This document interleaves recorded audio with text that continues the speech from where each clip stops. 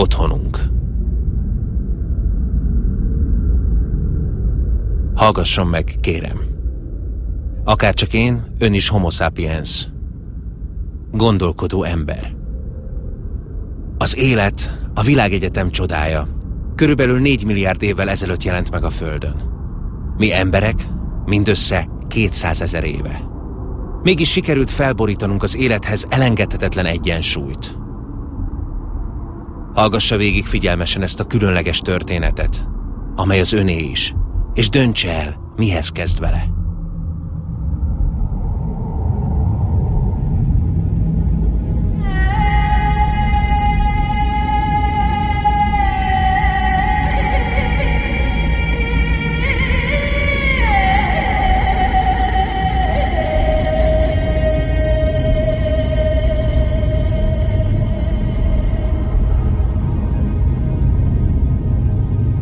Ezek az eredetünk nyomai. Kezdetben a bolygónk nem volt több, mint tüzes káosz, amely csillagja a napnyomában keletkezett.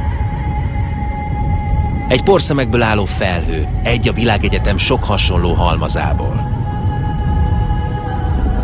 Mégis, itt jött létre az élet csodája.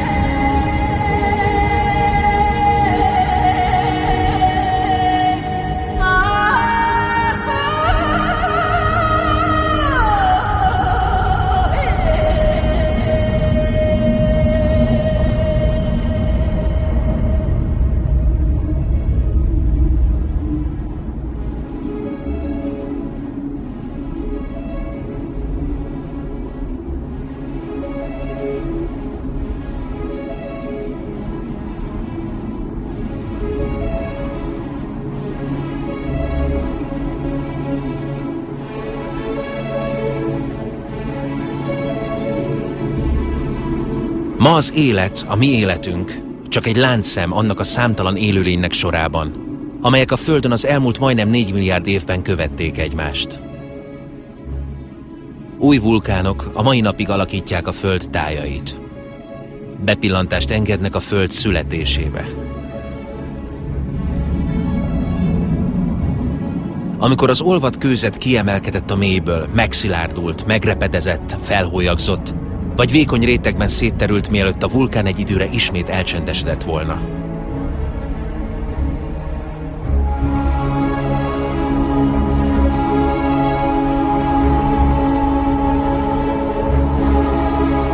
A Föld gyomrából fölgomolygó füst a Föld eredeti légkörére hasonlít, amelyben még nem volt oxigén. Egy széndioxiddal és vízpárával teli sűrű légkör.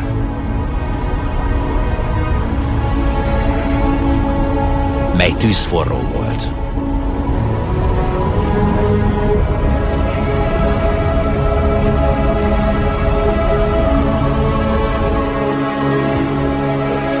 A Föld megfelelő távolságban van a naptól. Sem túl közel, sem túl távol. Ez a tökéletes egyensúly lehetővé tette, hogy a víz folyékony halmazállapotban maradjon meg a felszínén. A vízgőz összesűrűsödött, és záporok formájában a földre hullott. Folyók jöttek létre.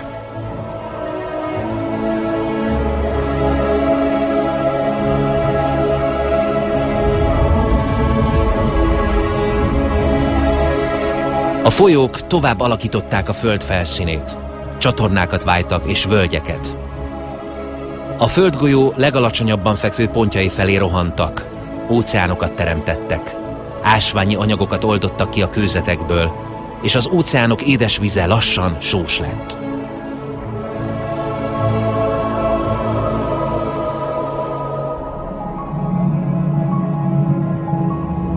A víz éltető folyadék. Öntözte ezeket a terméketlen síkságokat. Az általa vágott járatok akár az erek a testben, vagy egy fa ágai. Úgy szállították az éltető nedvet a földnek.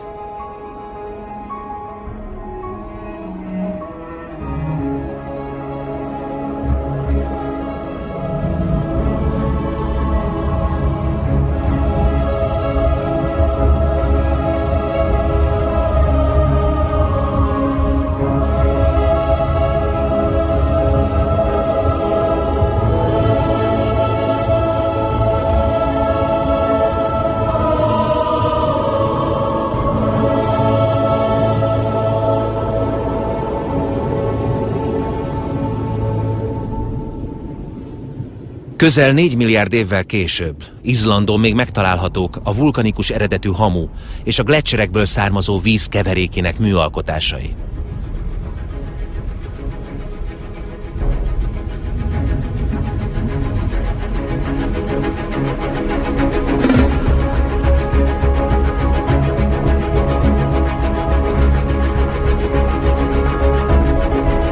Itt vannak anyag és víz, víz és anyag, lágy és kemény kombinációja. Ez az alapvető egység bolygónk minden élőlényére jellemző.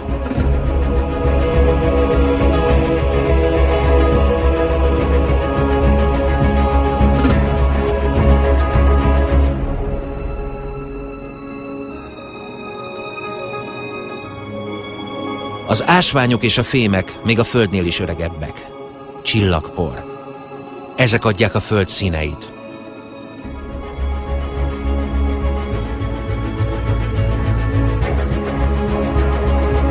A vöröset a vas, a feketét a szén, a kéket a réz, a sárgát a kén.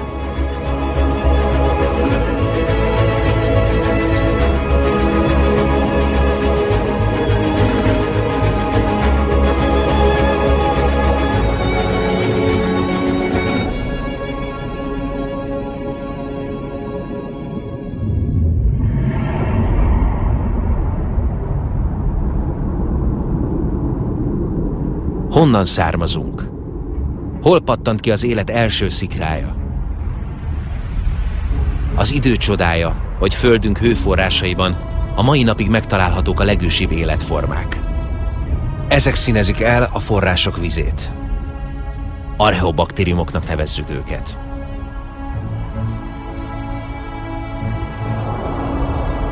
Mind a Föld hőjével táplálkozik. Mind. Kivéve a cianobaktériumokat, más néven kékes-zöld algákat. Csak ezeknek van meg az a képességük, hogy a naptól nyerjenek energiát.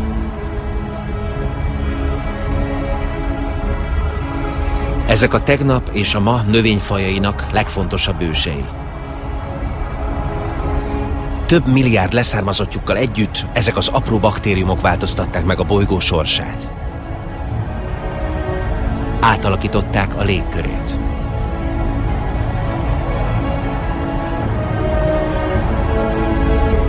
Mi történt a légkört mérgező szénnel?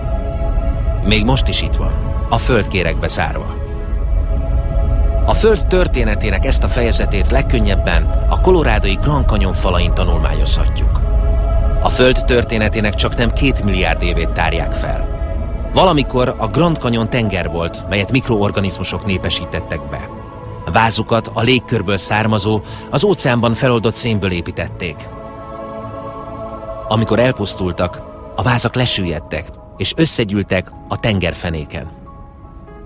Ezeket a rétegeket a sok milliárd lerakódott váz hozta létre.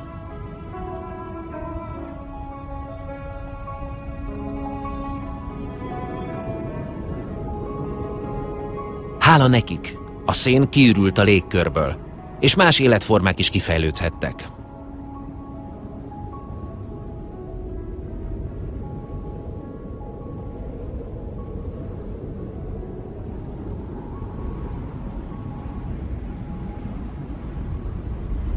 Az élet változtatta meg a légkört.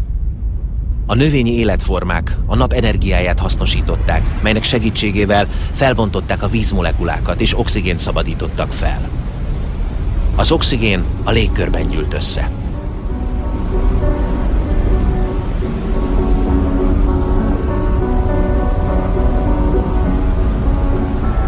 A Földön a víz körforgása az állandó megújulás folyamata. Vízesések, vízpára, felhők, eső, források, folyók, tengerek, óceánok, gleccserek. Sosem szakad meg a kör. Mindig azonos mennyiségű víz van a Földön. A Földön valaha élt élőlények mind ugyanazt a vizet itták. A víznek hívott csodálatos anyagot, mely az egyik legkevésbé stabil anyag. Vízként folyékony halmazállapotot vesz fel, páraként légneműt, jég formájában pedig szilárdat.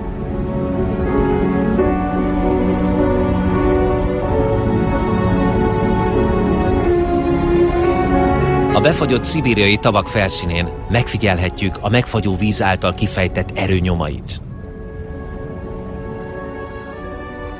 Mivel a jég könnyebb a víznél, a felszínen marad, nem süllyed el. Védőréteget képez a hideg ellen, így a jég alatt zavartalanul folyik tovább az élet.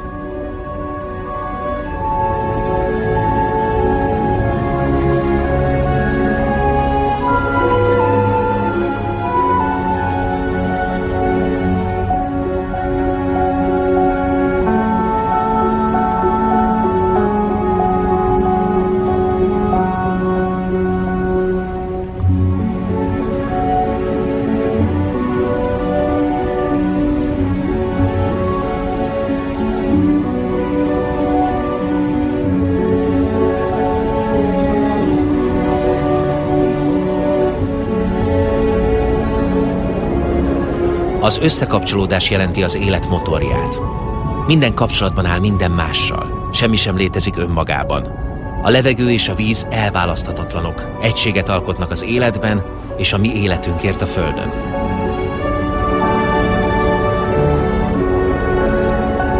Az óceánok fölött felhők képződnek, amelyek esőt hoznak a szárazföldre, ahonnan a folyók visszaviszik a vizet az óceánokba. Minden a megosztásról szól.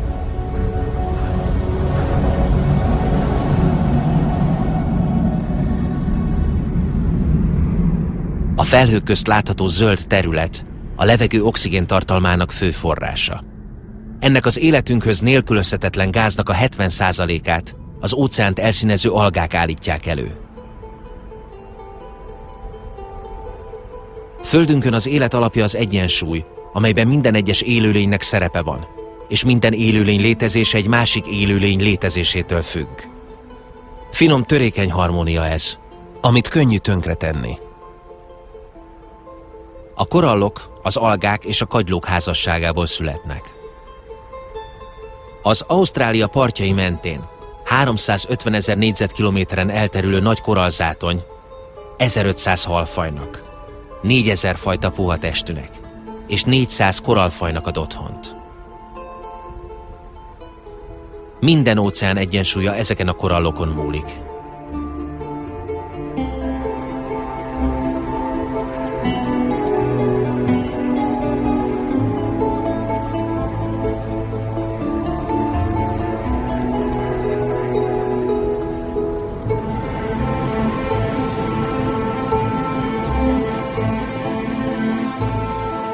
Sok időbe telt, míg az élet csodája a szárazföldön is megjelenhetett.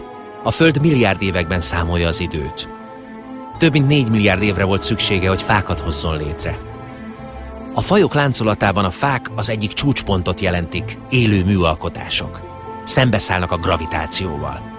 A fa az egyetlen olyan eleme a természetnek, amely örök mozgásban van az ég felé. Ráérősen növekszik a nap irányába, mely lombkoronáját táplálja.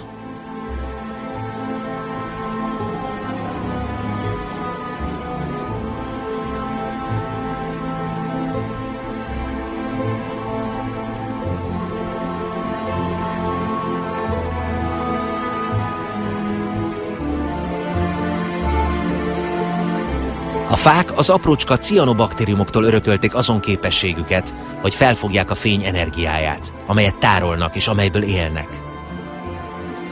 Fává és levelekké alakítják, ami aztán víz, ásványi és szerves anyagok keverékévé bomlik el. Így fokozatosan alakul ki az élethez nélkülözhetetlen talaj.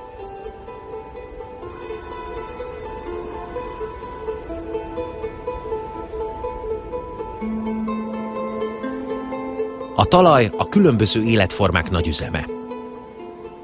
Örökös munkálkodás helyszíne. Mikroorganizmusok táplálkoznak és ásnak benne, ezek levegőztetik. Létrehozzák a humuszt, a termékeny talajréteget, amelyhez minden szárazföldi élet kapcsolódik.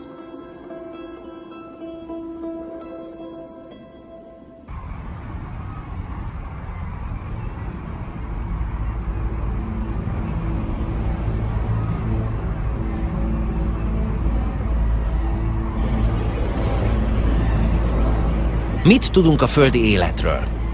Hány fajt ismerünk? 1/10? 1/100? Mit tudunk a köztük lévő kapcsolatokról? A Föld egy csoda. Az élet örökké rejtély marad.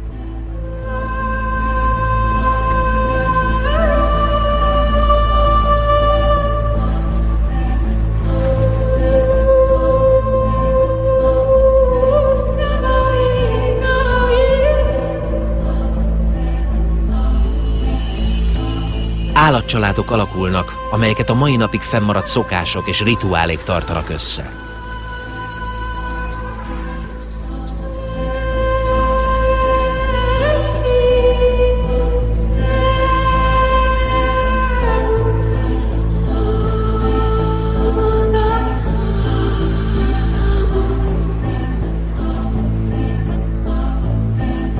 Némelyek alkalmazkodnak a legelőjükhöz, a legelő pedig alkalmazkodik hozzájuk. És mindketten nyernek. Az állat csillapíthatja éhségét, a fa pedig újra virágozhat.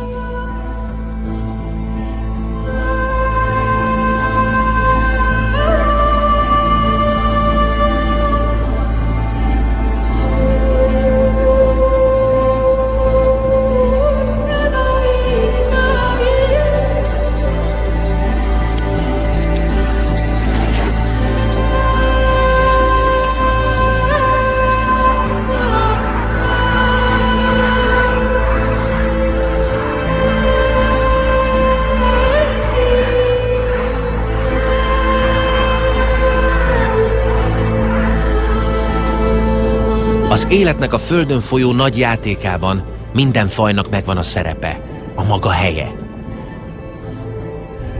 Egyik sem haszontalan, vagy káros. Minden kiegyenlítődik.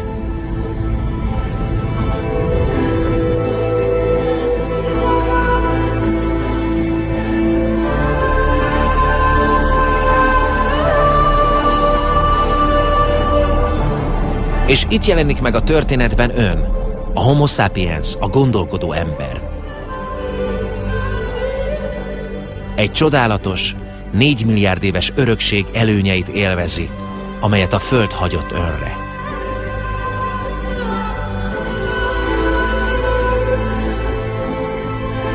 Még csak 200 000 éves, de már megváltoztatta a világ arculatát. Sebezhetősége ellenére minden élőhelyet elfoglalt, és akkora területeket hódított meg, mint ön előtt egyetlen más faj sem.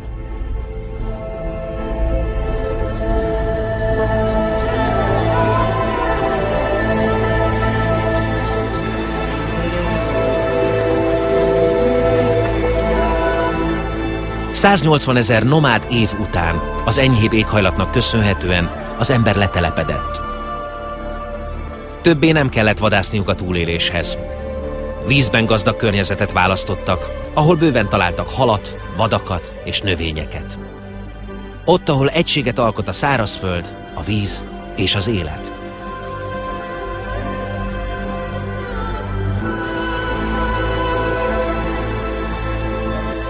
Az emberi lelemény egyik új alkotása a kenu volt. Ez a találmány új távlatokat nyitott, az ember útra kelt a vízen.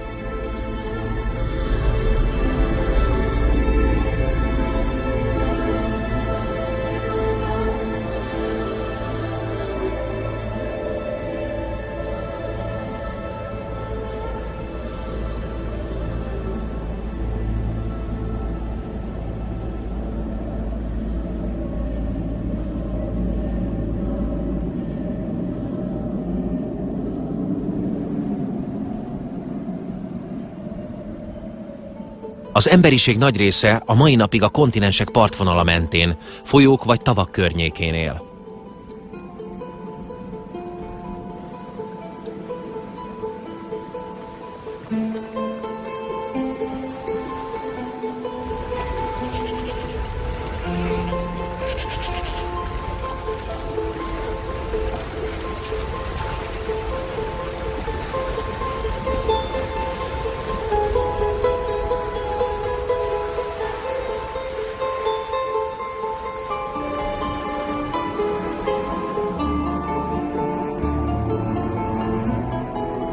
Az első városok kevesebb, mint 6000 évvel ezelőtt épültek. Fontos mérföldkő volt ez az emberiség történetében. Mi szükség volt a városokra? Itt az emberek könnyebben megvédhették magukat, társas életet éltek, megosztották egymással a tudásukat és kézműves termékeiket, egyesítették a hasonló és különböző vonásaikat. Egy szóval civilizálódtak.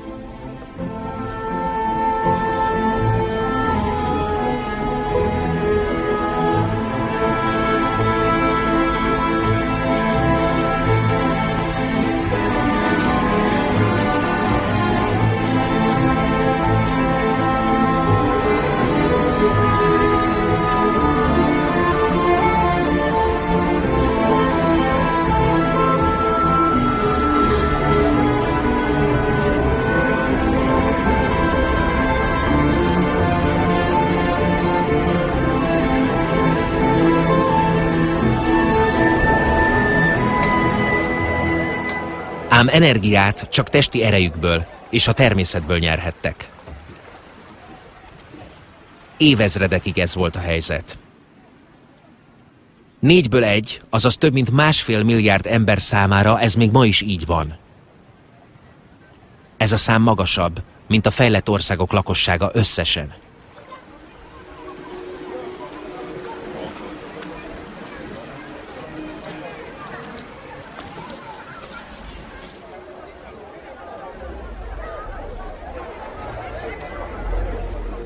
Csak annyit venni el a Földtől, amennyit feltétlenül szükséges. Az emberiség és a bolygón közötti kapcsolat hosszú ideig kiegyensúlyozott volt. A gazdaság hosszú ideig természetes, igazságos szövetségnek tűnt.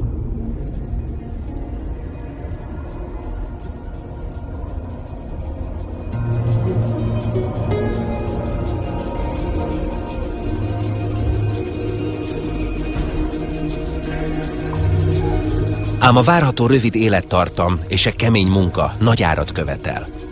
A természet kiszámíthatatlansága rányomja bélyegét a mindennapokra. A tanulás ritka kiváltság.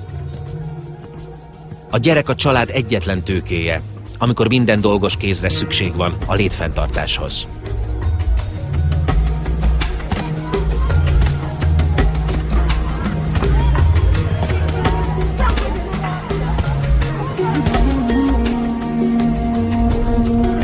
A Föld élelmet és ruházatot biztosít az emberiségnek, ellátja napi szükségleteit. Minden a Földtől származik.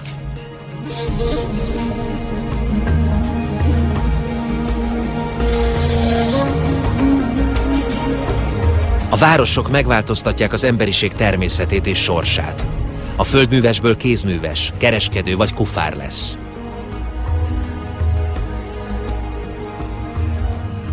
Amit a föld ad a földművesnek, azt a városlakó megveszi, eladja vagy elcseréli. Áruk cserélnek gazdát, és velük együtt eszmék is.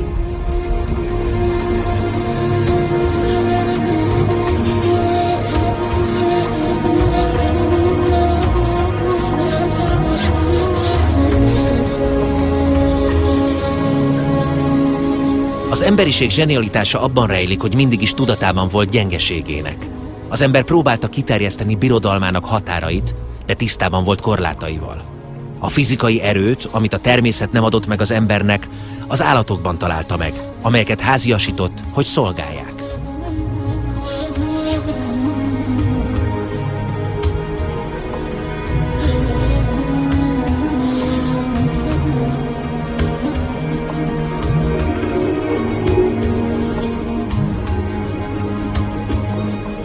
De hogy lehetne üres gyomorral meghódítani a világot? A földművelés találmánya megváltoztatta a táplálék után keresgélő emberiség jövőjét.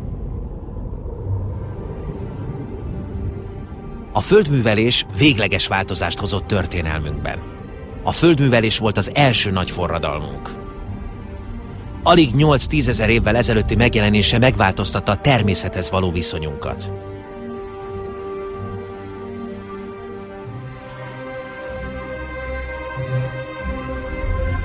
Véget vetett a vadászat és a gyűjtögetés bizonytalanságának. Először keletkezett felesleg, és így születhettek meg az első városok és a civilizáció.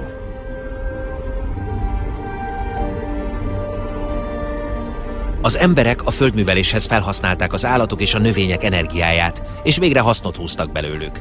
Az élelem utáni kutatás több ezer éves emléke elhalványult. Megtanulták a különböző talaj- és időjárási viszonyoknak megfelelő gabonákat termeszteni. Növelték a hozamot, és megsokszorozták a fajták számát.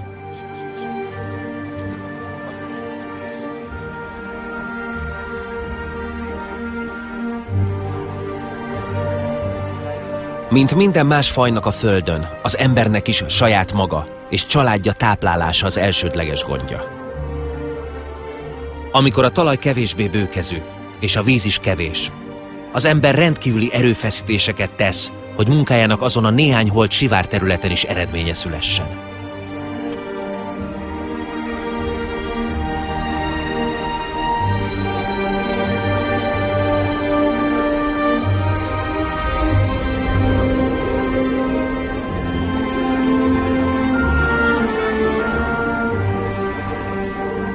Az emberek a Föld által megkövetelt türelemmel és elhivatottsággal formálták a tájat, egy újra és újra előadott áldozati rituálé keretében.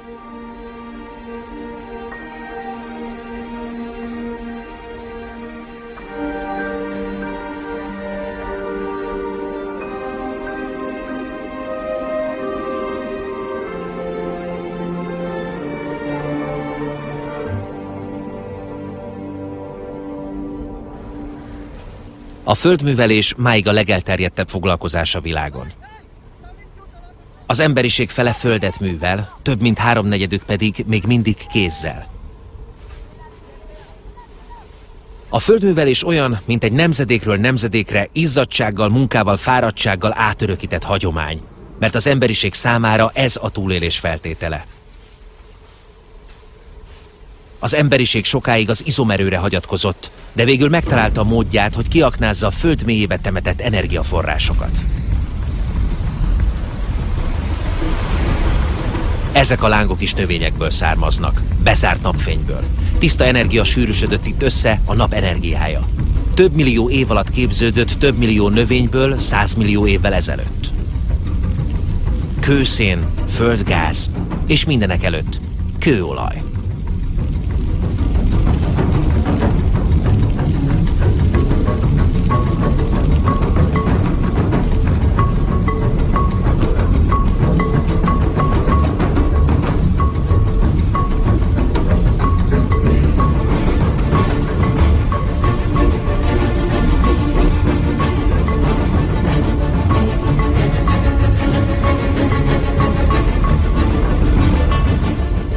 Ez a napfénytartalék segített az embereknek megszabadulni a kemény munkától a földeken. Az olajjal eljött a kor, amikor az ember kiszabadítja magát az idő békjójából. Az olajjal egyesek példátlan kényelemre tettek szert. 50 év, egyetlen emberöltő alatt radikálisabb változások zajlottak le a Földön, mint az emberiség összes előző generációjának élete során. Minden felgyorsult. Az elmúlt 60 évben a világ népessége megduplázódott, és több mint 2 milliárd ember költözött a városokba.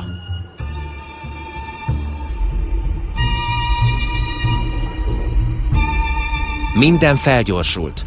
A kínai Shenzhen, ahol több száz felhőkarcoló áll és több millió ember lakik, alig 40 évvel ezelőtt még csak egy kis halászfalu volt.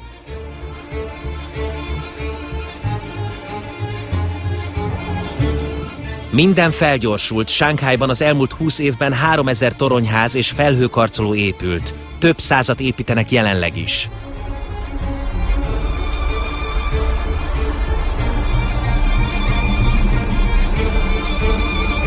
Ma a világ 7 milliárdos népességének több mint a fele városokban él.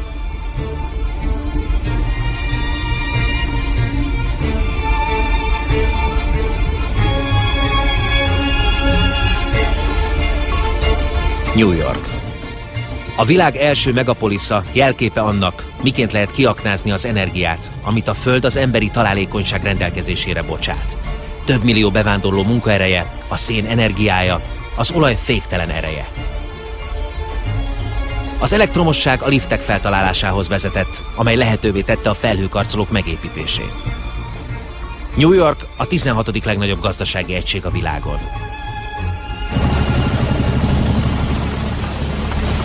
Elsőként Amerika fedezte fel, aknázta ki és húzott hasznot a fekete arany fantasztikus forradalmi erejéből. Segítségével a földművesek országa az agrárindustrialisták országává vált. Az ember helyébe gépek léptek. 1 liter olaj energiája annyi munkavégzésre képes, mint 100 ember keze 24 óra alatt. Világszerte a földművelőknek mindössze 3%-a használ traktort. De ők tartják el a világot. Az Egyesült Államokban csak 3 millió földműves maradt, akik viszont 2 milliárd embernek elegendő gabonát termelnek.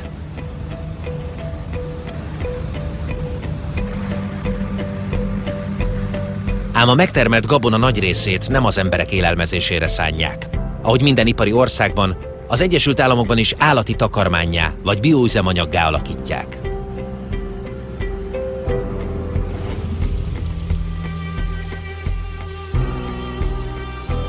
Az elraktározott napfény energiája elkergette a szárazság szellemét, mely a gazdálkodókat kísértette.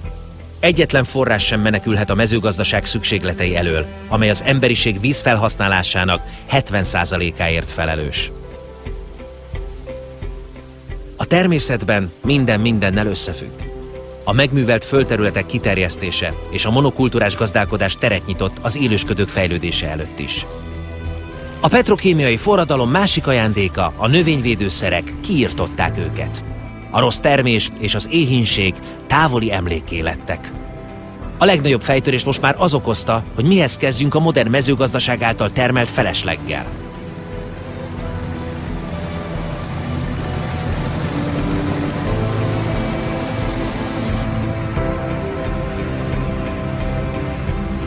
De a mérgező növényvédőszerek elterjedtek a levegőben, bekerültek a talajba, a növényekbe, az állatokba, a folyókba, az óceánokba, minden sejtmagba behatoltak, amely a minden élőlényben megtalálható őssejthez hasonló.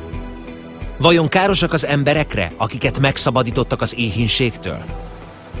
Ezek a gazdálkodók sárga védőruhájukban nyilván tudják a választ.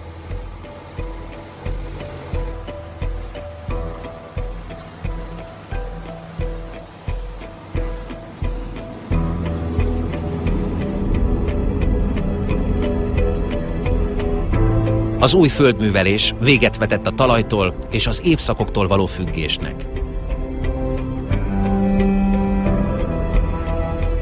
A műtrágyák példátlan eredményeket produkáltak addig terméketlennek hitt földterületeken. A talajhoz és az éghajlathoz alkalmazkodott terményeket a legtermékenyebb és legkönnyebben szállítható fajták váltották fel. Így az elmúlt 100 évben az évezredek alatt nemesített gabonaváltozatok 3/4 tűnt el.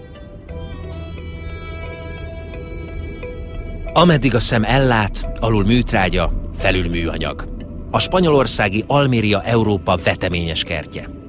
Az egyforma méretű zöldségek városa várja minden nap a több száz teherautót, amelyek elszállítják a terményeket a kontinens szupermarketjeibe. Minél jobban fejlődik egy ország, annál több húst fogyaszt a lakossága. Hogyan lehet kielégíteni a növekvő igényt anélkül, hogy koncentrációs táborokra emlékeztető marhafarmokat hoznánk létre? Minden felgyorsult, gyorsul a legelőtt soha nem látott állatállomány életciklusa is. Megszokottá vált, hogy gyorsabban termeljük a húst, mint maga az állat.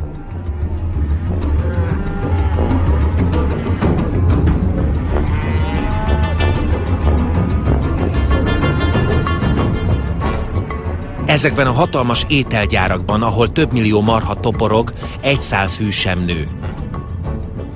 Kamionok hada hozza tonnaszám az ország minden tájáról a takarmányt, a szójalisztet és a fehérjében gazdag granulátumokat, amiből tonnaszám készül a hús.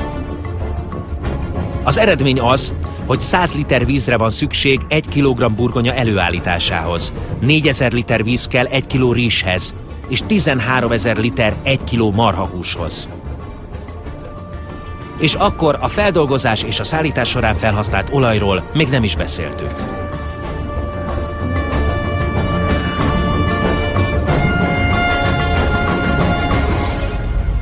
Mezőgazdaságunkat az olaj tartja mozgásban. 2-szer annyi embernek biztosít táplálékot a Földön, de a változatosságot felváltotta az egységesítés. Sokunknak ez olyan kényelmet hozott, amiről csak álmodhattunk, de az életünk ettől kezdve teljes mértékben az olajtól függ. Már így mérjük az időt.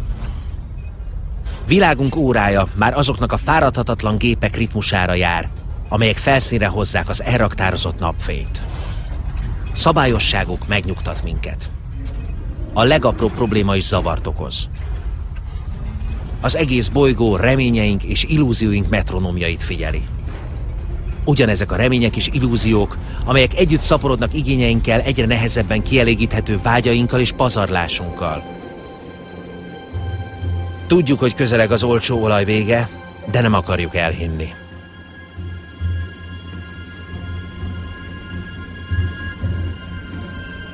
Sokunk számára az amerikai álom egy legendás névben testesül meg. Ez Los Angeles. Ebben a majdnem 100 kilométer hosszan elnyúló városban az autók száma szinte megegyezik a lakosság számával.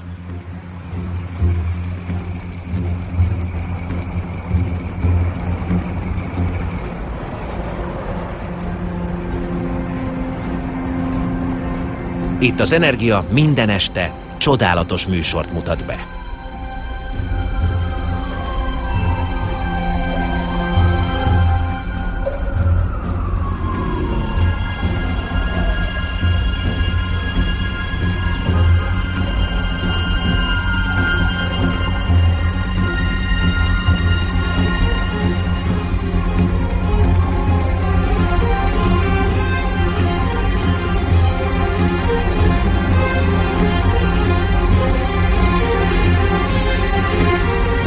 A nappalok mindössze az éjszakák halvány tükörképének tűnnek, mert éjjel a város olyan, akár a csillagos éj.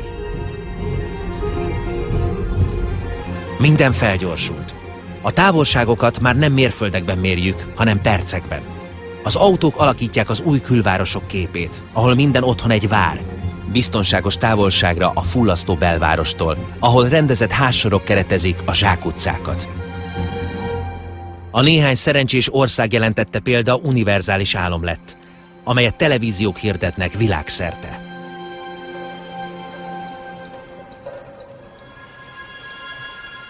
Még itt, Pekingben is lesöpörték a térképről a pagodákat, a klónozott, másolt és sokszorosított egyenházak.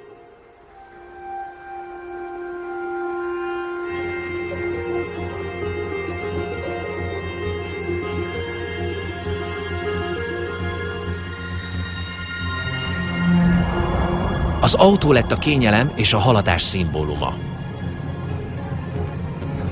Ha minden társadalom ezt a modellt követné, bolygónkon nem 900 millió jármű közlekedne, mint ma, hanem 5 milliárd.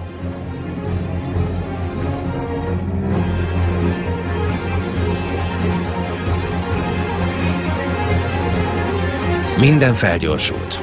Ahogy a világ fejlődik, egyre nagyobb az igény az energiára. Mindenféle gépek ássák, szívják és tépik ki a föld mélyéből a teremtés óta ott nyugvó kincseket. Az ásványokat.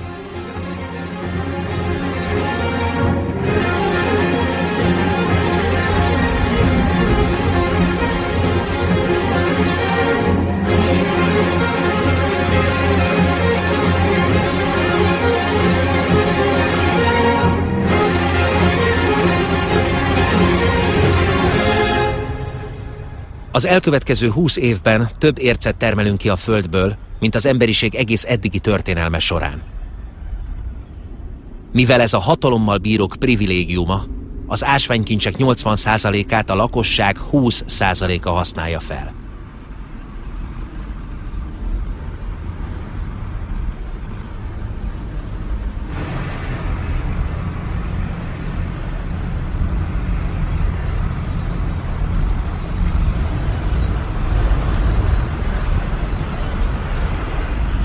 Századunk végére a mértéktelen bányászatnak köszönhetően a bolygó közel teljes tartaléka ki fog merülni.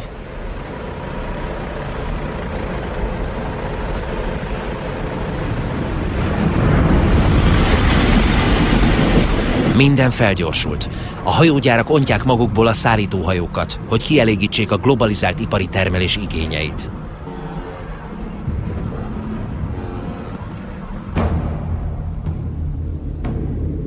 A legtöbb fogyasztói termék több ezer kilométert utazik az előállító országtól a fogyasztó országig.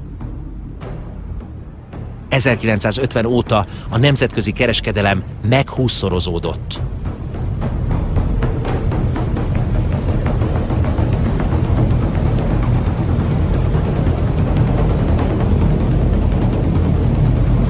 A kereskedelem 90%-a a tengeren zajlik.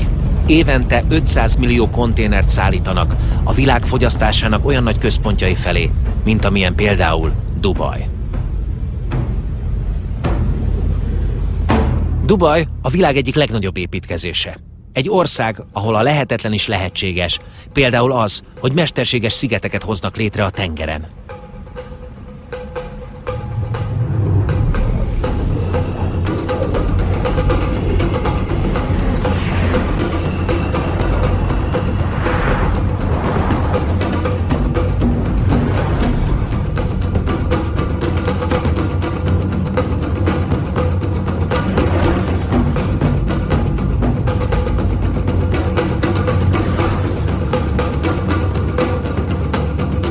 Az olajnak köszönhetően Dubajnak több mint 30 éve van eladható energiája. Ez az energia a világ egyik leggazdagabb országává tette.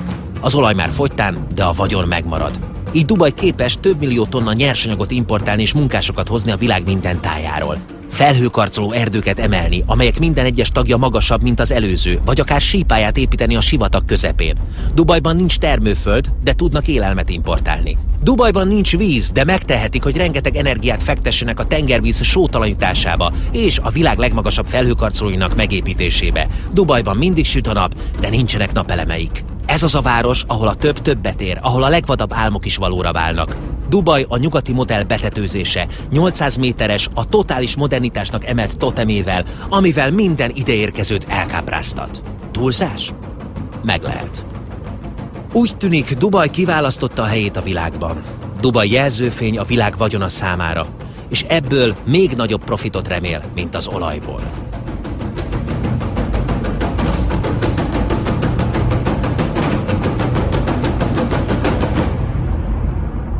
Semmi sem szakadt el jobban a természettől, mint Dubaj, bár semmi nem függ annyira a természettől, mint Dubaj. A város mindössze a gazdag országok példáját követte. Még nem értettük meg, hogy azt éljük fel, amit a természet adott.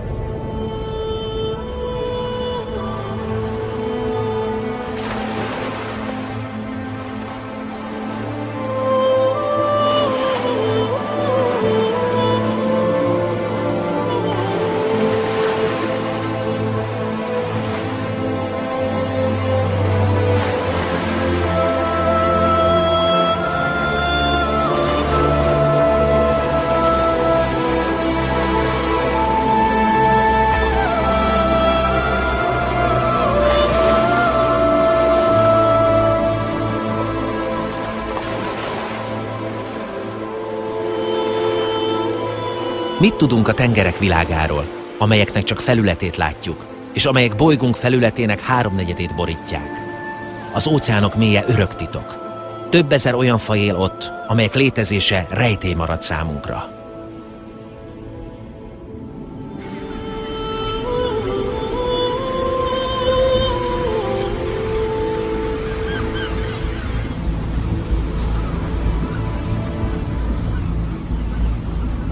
Miközben a világ népessége megkétszereződött, a halászatban 5-szörösére nőtt az éves fogás mennyisége, 18 millió tonnáról 100 millió tonnára.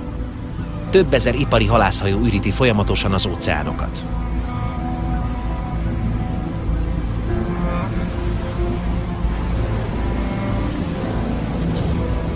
A halászterületek 3/4-ének készletei már kimerültek, megcsappantak, vagy vészesen fogyatkoznak.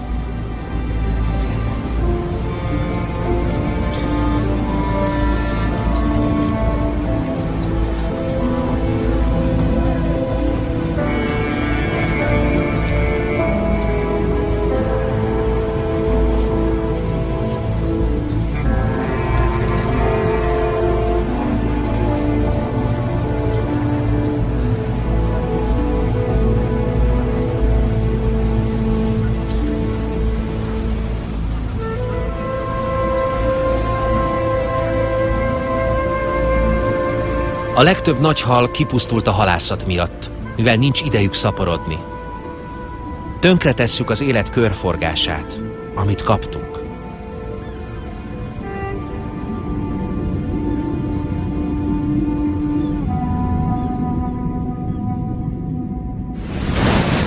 Az óceánok tragédiája az, hogy nem látjuk, mi zajlik a felszín alatt.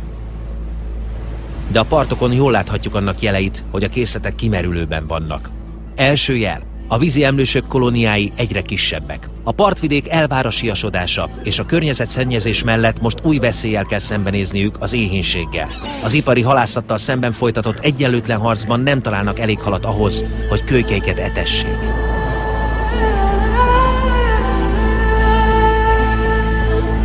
Második jel. A vízimadaraknak egyre messzebbre kell repülniük, hogy élelmet találjanak. Ezzel a tempóval számolva 2050-re nem lesz hal a tengerekben.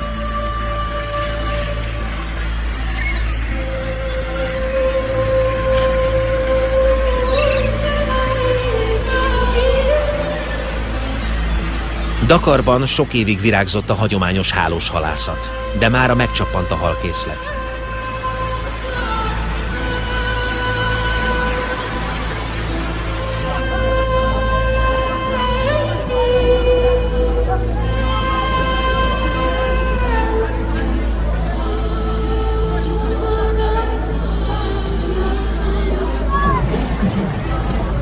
Ötből egy ember legfőbb élelme a hal.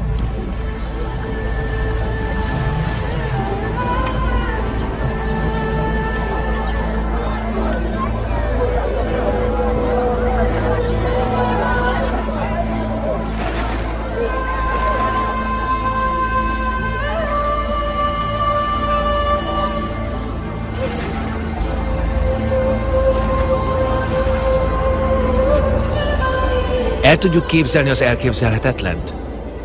Az elárvult csónakokat? A halak nélküli tengereket?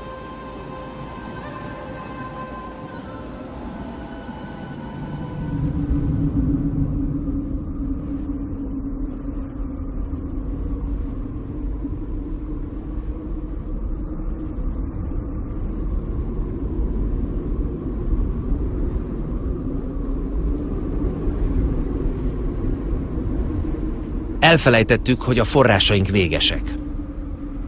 500 millió ember él a világ sivatagjaiban, többen, mint Európa teljes lakossága. Tisztában vannak a víz értékével. Tudják, hogyan kell beosztani. A fosszilis víz táplált a kutaktól függenek. Olyan víztől, amely akkor gyűlt össze, amikor még esett errefelé. 25 000 évvel ezelőtt.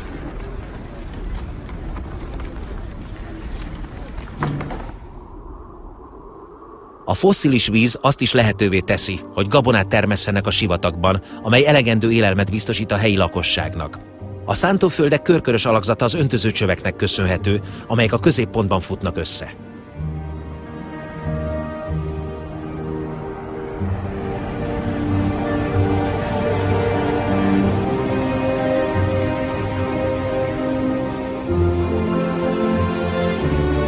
A módszer ára azonban súlyos. A fosszilis víz nem megújuló forrás.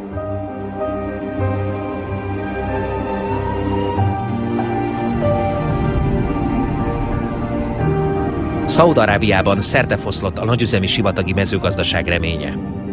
Mintha egy pergament térképet néznénk, a világos foltok elhagyott területeket jelölnek. Az öntöző berendezés a mai napig ott van. Az energia is megvan, amivel a vizet szivattyúzhatnák. De a fosszilis vízkészlet komolyan megcsappant.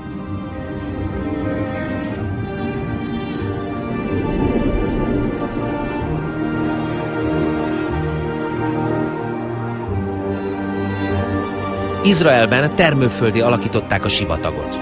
Bár ezeket a melegházakat cseppenként öntözik, a vízfogyasztás az exporttal arányosan nő.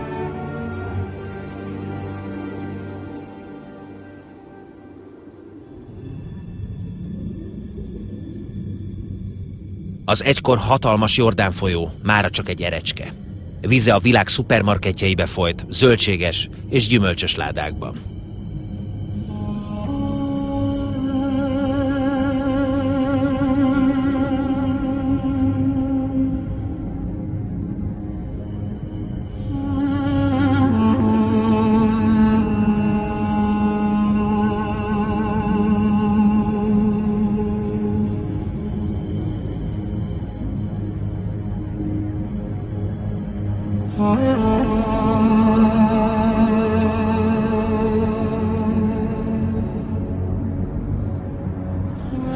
A Jordán folyó sorsa nem egyedi.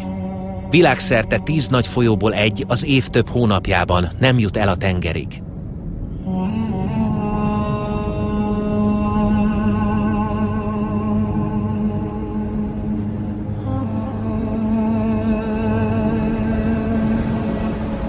A Holt-tenger nevét hihetetlenül magas sótartalmának köszönheti, amely lehetetlenné teszi benne az életet. A Jordán folyó vize nélkül a Holt-tenger szintje évente több mint 1 méterrel csökken. Sótartalma növekszik. A hőség okozta párolgás miatt a sóból finom kis szigetek, sókirakódások képződnek. Gyönyörűek, de terméketlenek.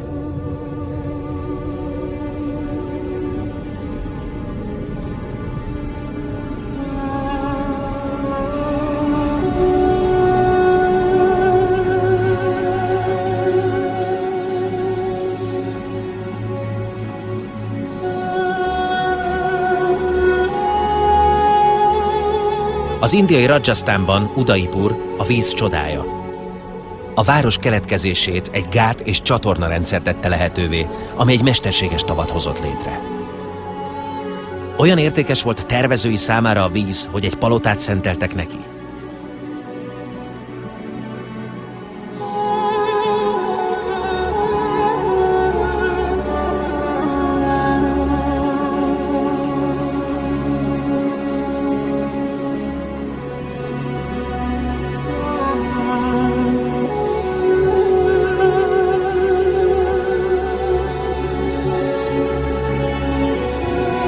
India azzal néz szembe, hogy a jövő évszázadban ők szenvednek majd a legtöbbet a vízhiánytól. A tömeges öntözés ellátta élelemmel a növekvő népességet, és az elmúlt 50 évben 21 millió kutat ástak. Az éhínség felett aratott győzelemnek azonban van egy árnyoldala. Az ország sok részén a fúrónak egyre mélyebbre kell hatolnia, hogy vizet találjon. Nyugat-Indiában a kutak 30%-a már kiszáradt.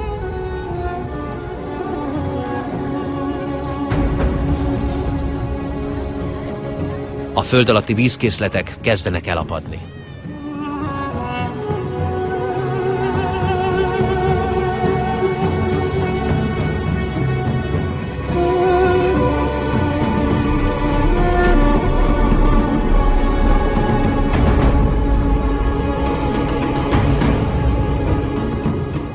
Hatalmas víztározók fogják fel a monszunkor lezúduló esővizet, hogy újra feltöltsék a víztartó rétegeket. Ezeket a környékbeli falvakban élő nők puszta kézzel ássák ki a száraz évszakban.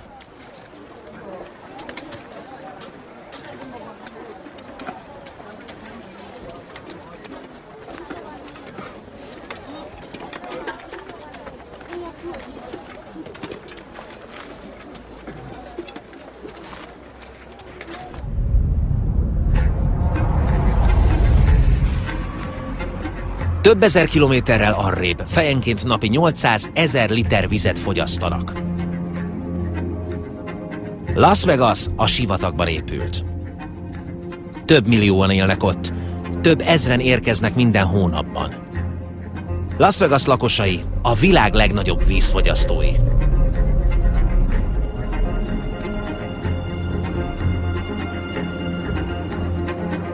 Palm Springs egy másik sivatagi város, trópusi növényzettel és zöldelő golfpályákkal.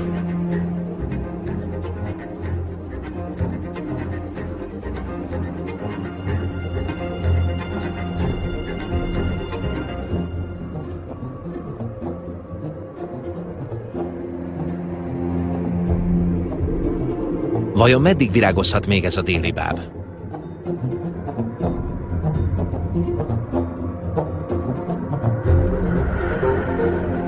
A Föld nem tud lépést tartani velünk.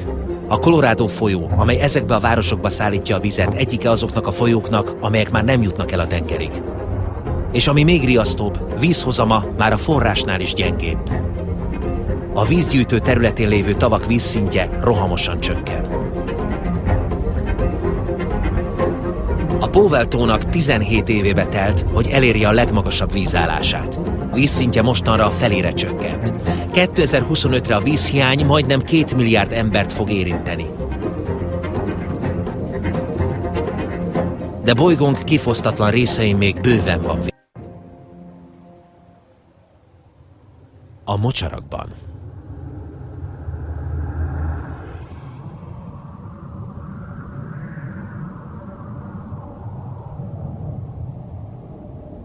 Ezek a mocsarak létfontosságúak a földi élethez. A felszín 6%-át teszik ki. A mocsarak szivacsként szabályozzák a víz mennyiségét. Csapadékos évszakban felszívják, majd a száraz évszakban kiengedik.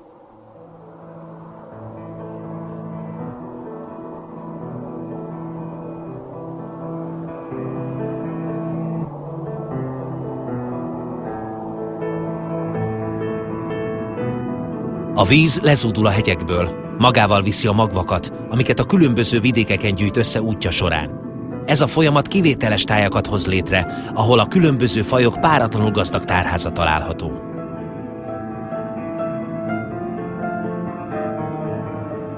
Békés vízük alatt valóságos gyár működik, ahol ez a meghitten összekapcsolódott gazdag tarkaság türelmesen szűri a vizet, és emészti a szennyező anyagokat. Ezek az ingoványos területek feltétlenül szükségesek a víz megújulásához és megtisztulásához.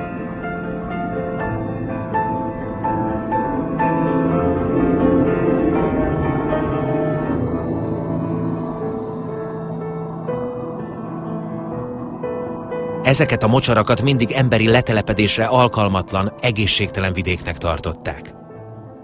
Versenyfutásunkban, hogy minél nagyobb földterületet foglaljunk el, a mocsarakat is kisajátítottuk az állataink számára legelőnek, mezőgazdasági vagy építési területnek.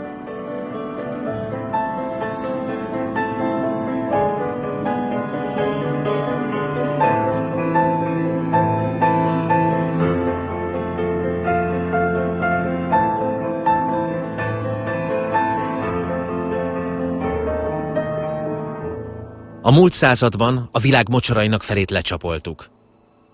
Nem ismerjük sem gazdag világukat, sem a szerepüket.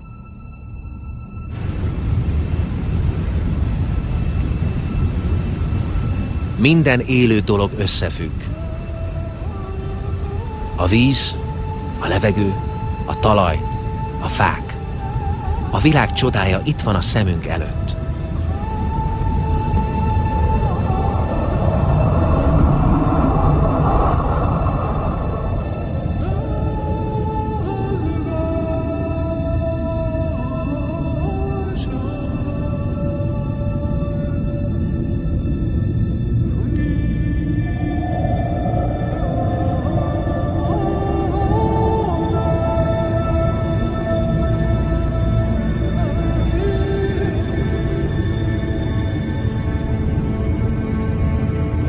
A fák harmad formájában lehelik ki a talajvizet a légkörbe.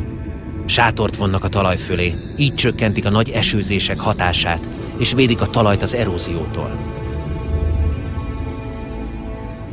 Az erdők biztosítják az élethez szükséges páratartalmat. Ők az eső édesanyja és édesapja. Az erdők szenet raktároznak, többet, mint a föld teljes légköre. Az erdők az éghajlati egyensúly sarokkövei, amelyektől mindannyiunk élete függ.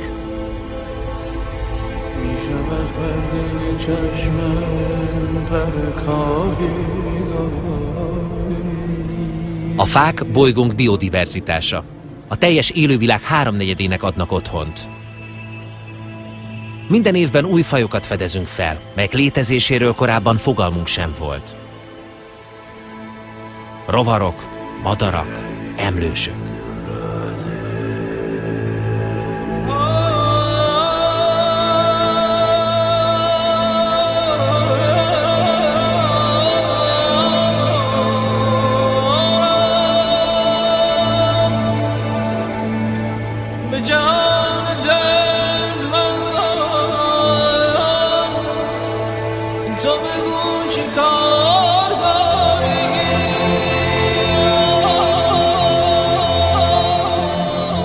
Ezek az erdők adják gyógyszereinket. Ezekben a növényekben rejlő anyagokat felismeri a testünk. A sejtjeink egy nyelvet beszélnek. Egy család vagyunk.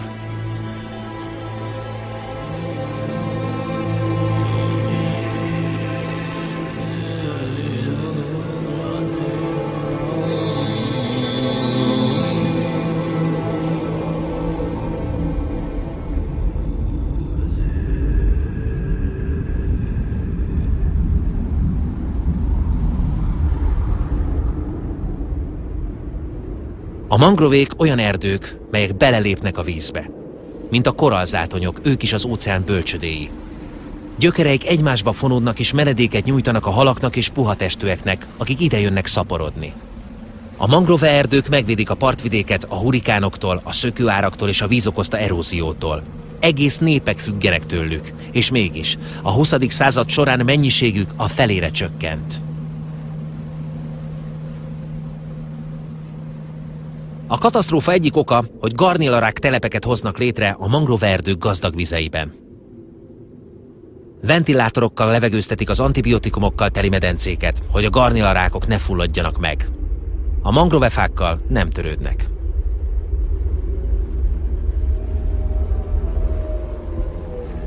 Az 1960-as évek óta az erdőirtás folyamatosan gyorsul. Évente 13 millió hektárnyi, azaz Franciaország egynegyedének megfelelő területű trópusi erdő tűnik el a lángok közt és fűrészáruként.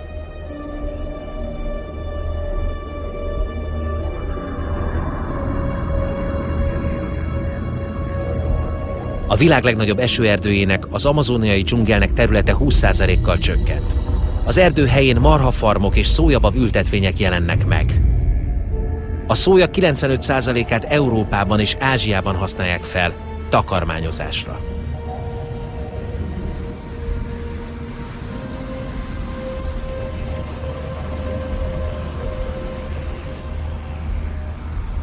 Felborítjuk a természet egyensúlyát a vágóhídjaink érdekében.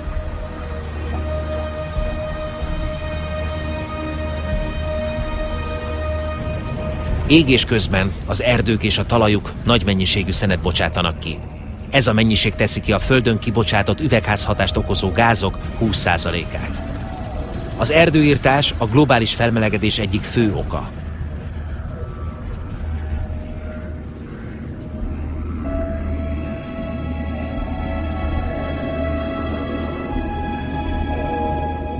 Fajok ezrei tűnnek el örökre.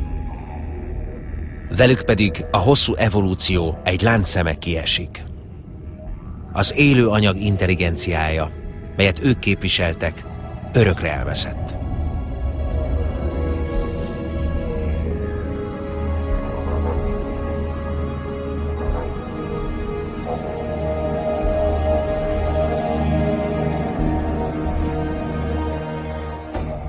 Alig 20 évvel ezelőtt Borneót, amely a világ 4. legnagyobb szigete, még sűrű őserdő borította. Az erdőirtás jelenlegi léptékével számolva 10 éven belül teljesen eltűnik az erdő. Az élet összeköti a vizet, a levegőt, a földet és a napot. Borneón ez a kötelék megszakadt, pedig ez volt a Föld egyik legnagyobb biodiverzitási tartaléka.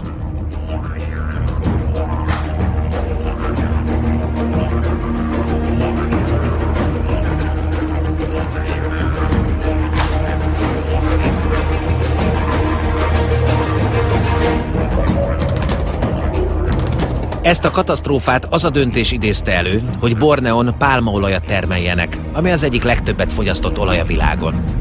A pálmaolaj nem csak az élelem iránti növekvő igényt fedezi, de készülnek belőle kozmetikumok, mosószerek és egyre nagyobb arányban alternatív üzemanyag is. A változatos erdőt egyetlen faj váltotta fel, az olajpálma. Termesztése egyszerű, eredményes és gyors. A helyieknek munkát biztosít. Itt a mezőgazdaságra alapul az ipar.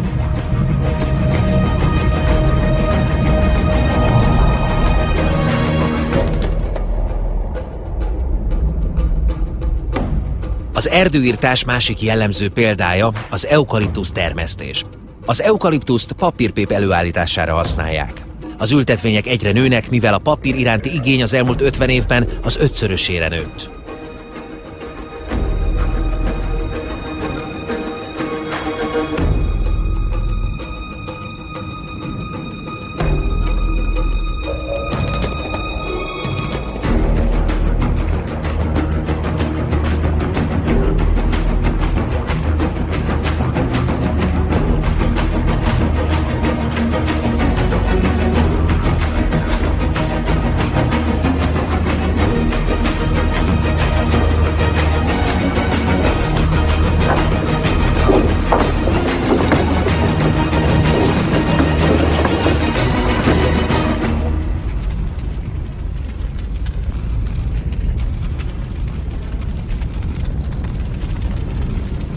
Szójabab, pálmaolaj, eukaliptuszfák. Az erdőirtásokkal elpusztítjuk a nélkülözhetetlent, hogy felesleget termeljünk. De máshol az erdőirtás az utolsó lehetőség az életben maradásra.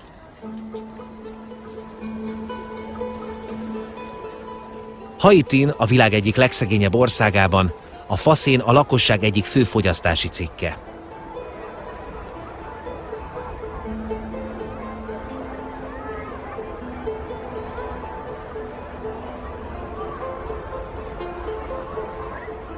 Több mint 2 milliárd ember, a világ lakosságának majdnem 1/3 a faszéntől függ. Haiti, ami egykor a Karib-tenger gyöngye volt, már nem tudja külföldi segítség nélkül eltartani lakosait.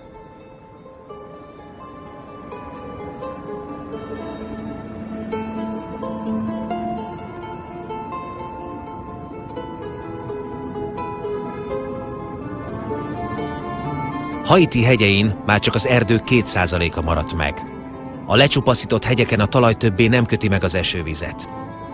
Növényzet és gyökerek hiányában nincs, ami visszatartsa a talajt, amelyet az esővíz egészen a tengerig lemos. Az erózió lerontja a talaj minőségét, amely egyre kevésbé alkalmas földművelésre. Madagaszkár egyes részein soha nem látott mértékű az erózió. Egész hegyoldalakat tarkítanak mély, több 100 méter széles hasadékok.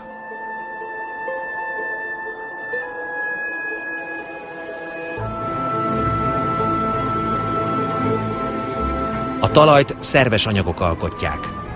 Vékony és sérülékeny. Az erózió következtében ez az évezredek alatt kialakult finom humuszréteg eltörik.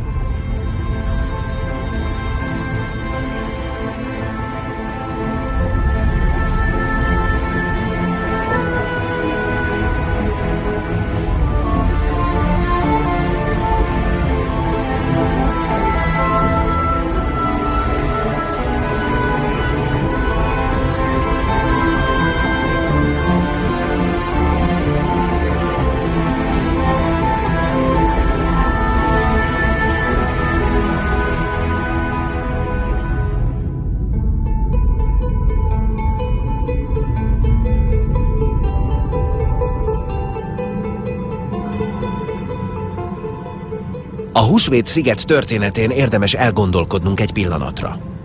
Itt, a világ legmagányosabb szigetén az őslakosok, a rapanuik, a végletekig kiaknázták készleteiket, még végül semmi nem maradt. Nem élték túl. Ezen a szigeten álltak a világ legmagasabb pálmafái. Eltűntek. A rapanuik kivágták faanyagnak. Ezután szembe kellett nézniük a talajerózióval. Végül a rapanuik halászni sem mehettek már, nem volt fájuk, hogy csónakot építsenek. Pedig ők voltak a csendes-óceáni térség egyik legnagyszerűbb civilizációja. Újító gazdálkodók, szobrászok, kivételesen jó hajósok, de tönkretette őket a túlnépesedés és a fogyatkozó források. Ma már tudjuk, hogy a Húsvét-sziget igazi rejtélye nem az, hogyan kerültek oda a furcsa szobrok, hanem hogy a rapanuik miért nem reagáltak időben.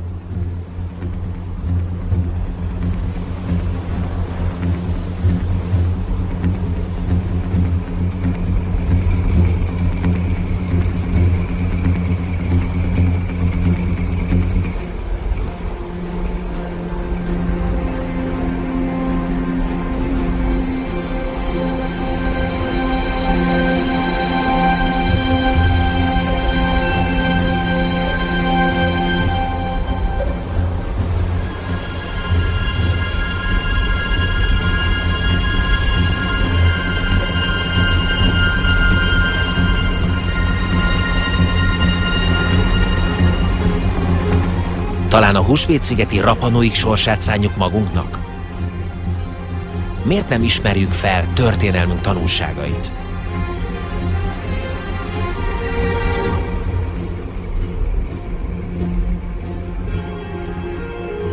Az utóbbi 50 évben a világ lakossága több mint 2-szeresére nőtt. Az elmúlt 50 évben behatóbban változtattuk meg szigetünket, a Földet, mint 200 000 éves történelmünk során bármikor.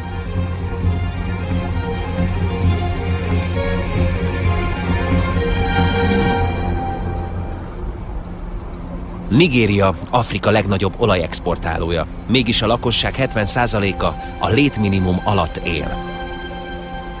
A vagyon megvan, de az ország lakossága nem fér hozzá. Ugyanez igaz az egész világra is. A világ szegényeinek fele forrásokban gazdag országokban él.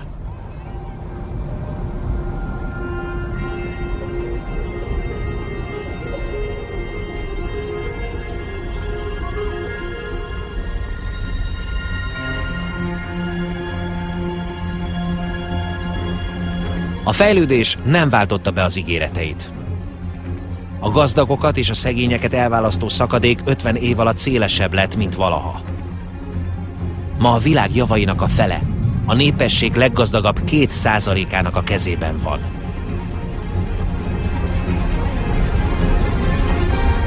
Fenntarthatók ilyen egyenlőtlenségek? Ezek okozzák a populáció olyan mértékű mozgását, amit még fel sem fogunk. Lagos városának lakossága 1960-ban 700 000 fő volt. Ez 2025-re 16 millióra nő.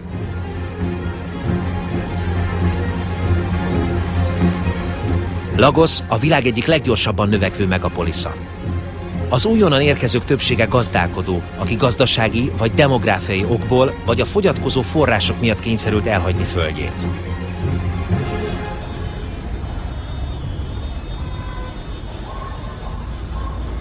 Ez egy teljesen új típusú városi fejlődés, melynek hajtóereje a túlélés, nem a jólét utáni vágy. Minden héten több mint 1 millió fővel nő a világ városainak lakossága.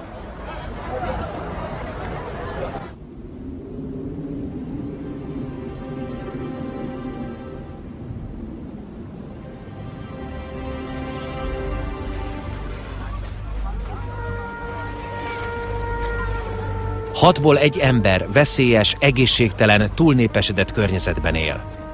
Olyan mindennapi szükségletekről kell lemondaniuk, mint a víz, a csatornázás vagy az elektromos áram.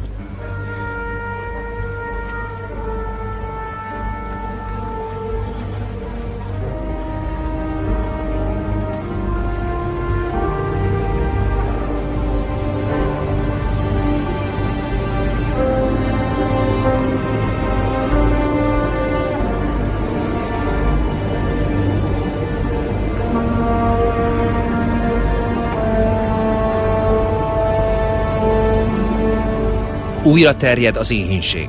Majdnem 1 milliárd embert érint.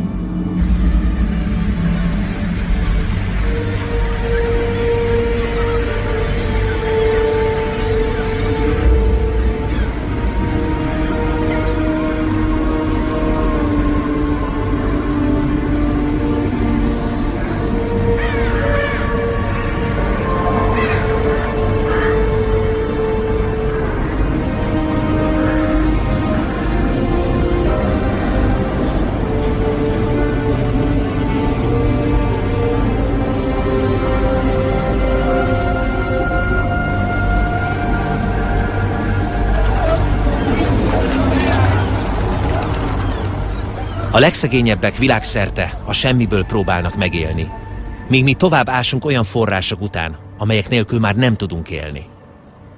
Egyre messzebbre és messzebbre megyünk, eddig megrontatlan területekre és régiókba, melyeket egyre nehezebb kiaknázni.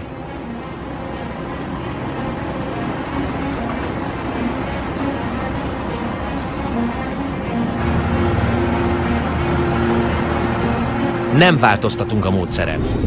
Lehet, hogy elfogy az olaj? Még mindig vonhatunk ki olajat a kanadai kátrányhomokból. A világ legnagyobb kamionjai több tonna homokot szállítanak. A homok hevítéséhez és a bitumen kiválasztásához több millió köbméter víz szükséges. Hatalmas mennyiségű energiára van szükség. És katasztrofális mértékű szennyezéssel jár. A legfontosabb, úgy tűnik, hogy az utolsó cseppig kiássuk a napfénytartalékunkat.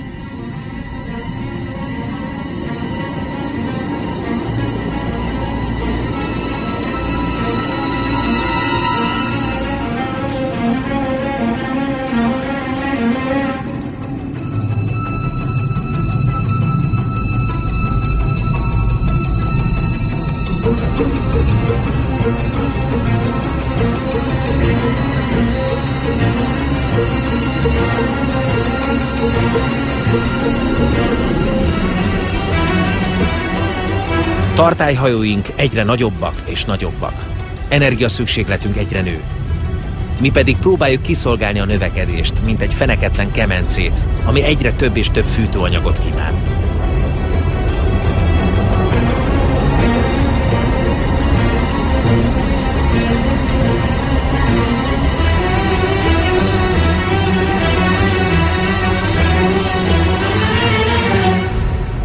Minden a szénről szól.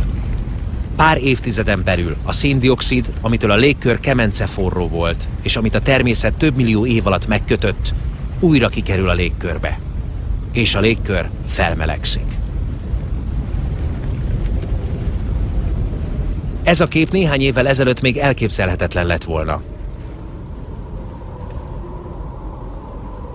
A közlekedés, az ipar, az erdőirtások, a mezőgazdaság, minden tevékenységünk hatalmas mennyiségű széndioxid kibocsátással jár. Tudtunkon kívül molekuláról molekulára megbontottuk a Föld éghajlati egyensúlyát.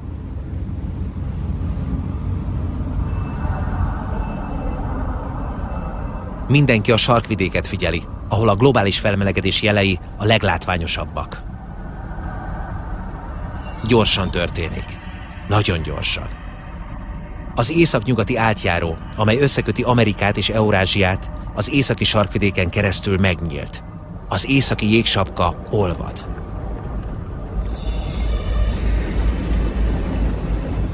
A globális felmelegedés hatására a jégsapka vastagsága 40 év alatt 40%-kal csökkent.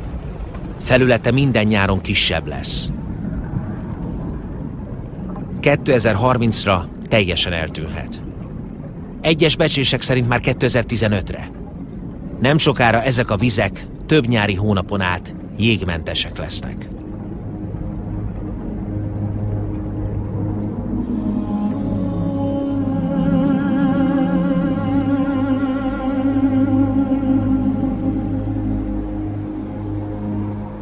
A napsugarak, amelyeket eddig visszavert a jégréteg, most behatolnak a sötét vízbe és felmelegítik. A felmelegedés folyamata felgyorsul.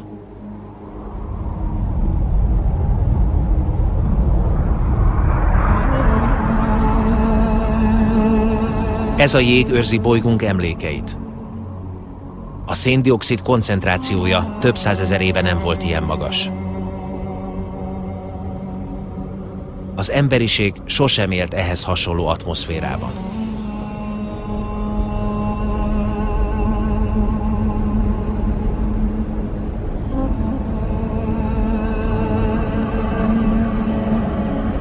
Forrásaink teljes kiaknázása minden faj életét fenyegeti. A klímaváltozással egyre közelít e veszély. 2050-re a Földön élő fajok negyedét kipusztulás fenyegeti. Ezeken a sarki területeken már megbomlott a természet egyensúlya.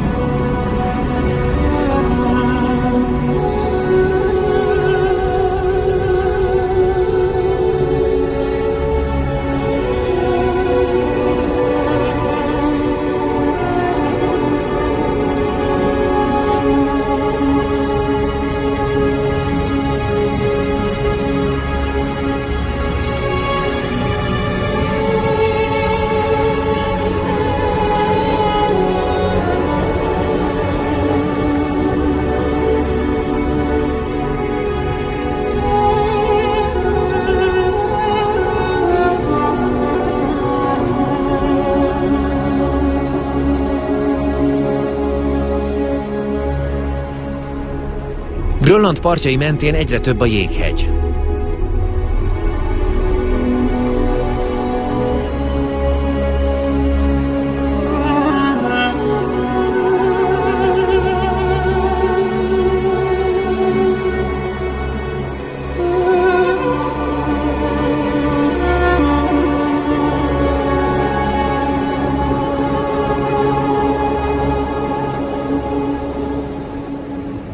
Az északi sarki jégsapka 30 év alatt 30%-kal csökkent. De ahogy Grönlandon egyre melegebb lesz, egy teljes kontinensnyi édesvíz ömlik az óceánok sós vizébe. Grönland jégtakarója bolygónk teljes édesvízkészletének 20%-át zárja magába. Ha felolvad, a tengerszint majdnem 7 méterrel emelkedik meg.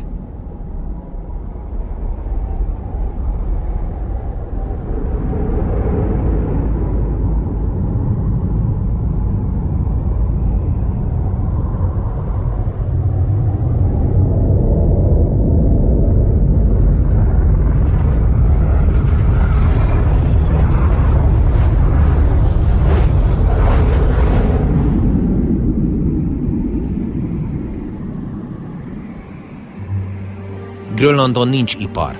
Az itteni jégtakaró a föld más pontjain kibocsátott üvegházhatású gázok miatt olvad. Ökoszisztémánk nem ismer országhatárokat. Éljünk bárhol, tetteinkkel az egész földre hatással vagyunk. A bolygó atmoszférája egy láthatatlan egész. Közös érték, amelyen osztozunk. Grönland felszínén tavak jelentek meg. A jégtakaró olyan sebességgel kezdett el olvadni, amit 10 évvel ezelőtt a legborulátóbb tudósok sem gondoltak volna.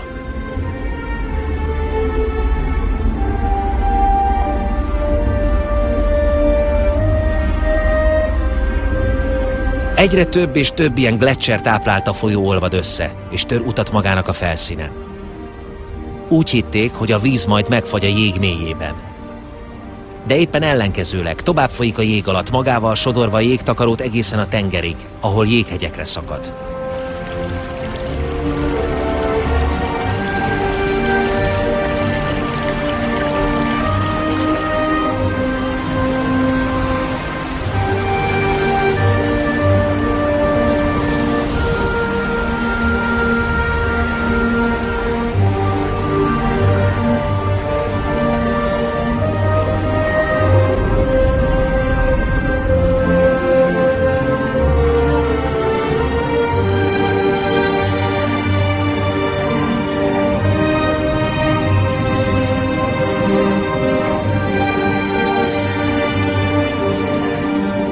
Ahogy Grönland édesvízi jégtakarója fokozatosan az óceánba szivárog, az alacsonyan fekvő partmenti területek világszerte veszélybe kerülnek.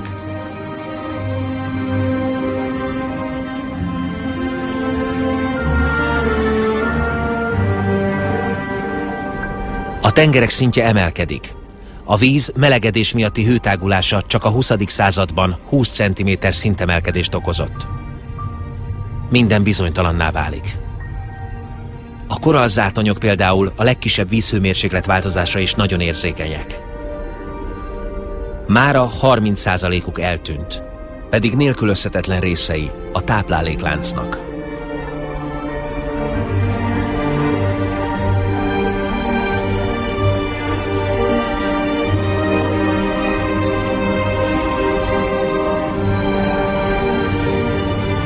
A légkörben a főbb széláramlatok irányt változtatnak. Megváltoznak az esőciklusok. Az éghajlati viszonyok területi eloszlása módosult. Ezt legkorábban az olyan alacsonyan fekvő szigetek lakosai érzik meg, mint a Maldív-szigetek. Egyre jobban aggódnak, és van, aki már elkezdett új, lakhatóbb vidéket keresni.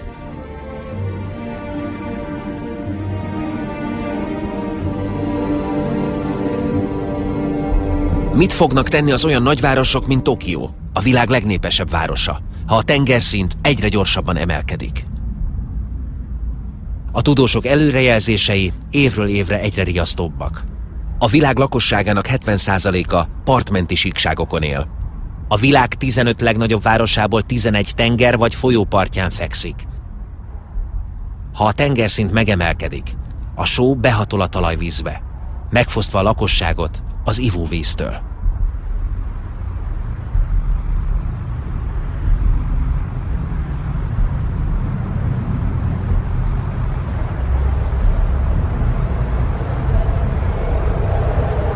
A migráció jelensége elkerülhetetlen. Már csak a mértékét nem tudjuk biztosan.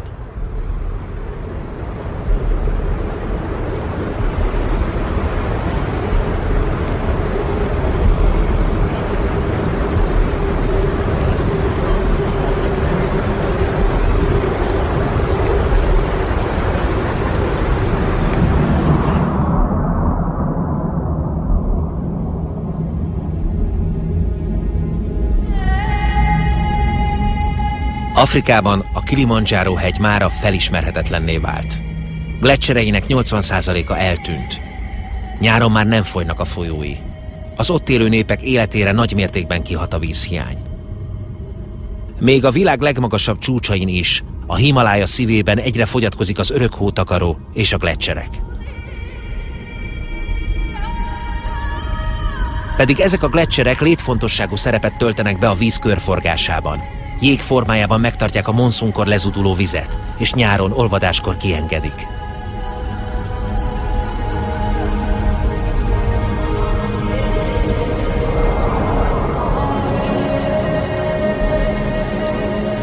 A Himalája gleccserei táplálnak minden nagy ázsiai folyót.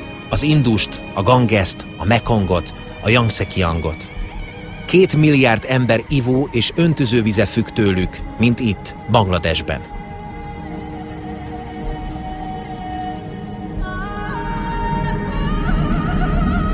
A Ganges és a Brahmaputra deltájában fekvő Bangladest közvetlenül érintik a Himalájában és a tengerszinten történő változások.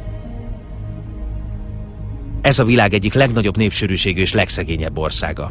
A globális felmelegedés már érezteti hatását. Az egyre drámaibb áradások és hurikánok miatt földterületének 1/3 eltűnhet. Ha az embereket ilyen pusztító jelenségek fenyegetik, előbb-utóbb elköltöznek.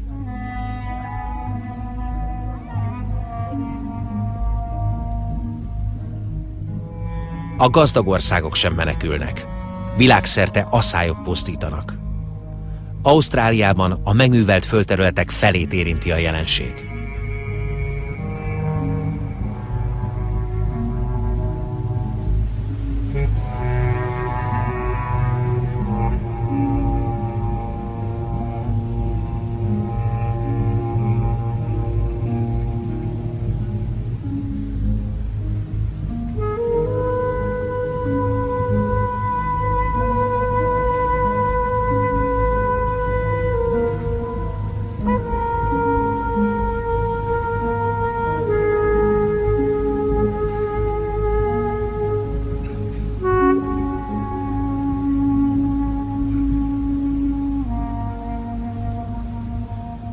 Folyamatosan veszélyeztetjük az éghajlati egyensúlyt, ami 12 000 éven át lehetővé tette, hogy fejlődjünk.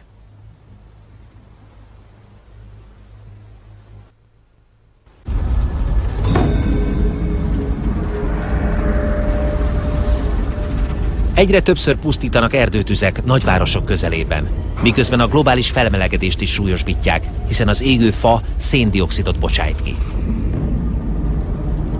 Súlyos zavarok támadtak az éghajlatot szabályozó rendszerben, illetve a működéséért felelős alapelemeiben.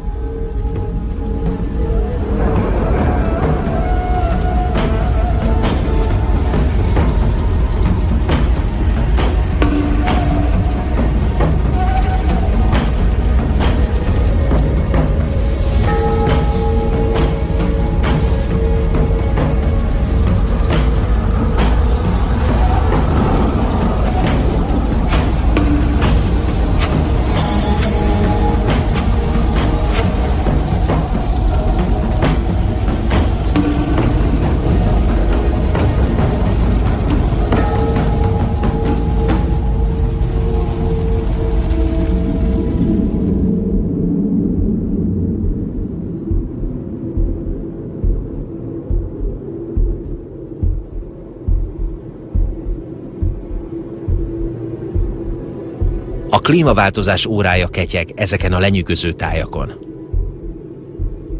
Itt Szibériában és még sok helyen a Földön olyan hideg van, hogy a talaj állandóan fagyott.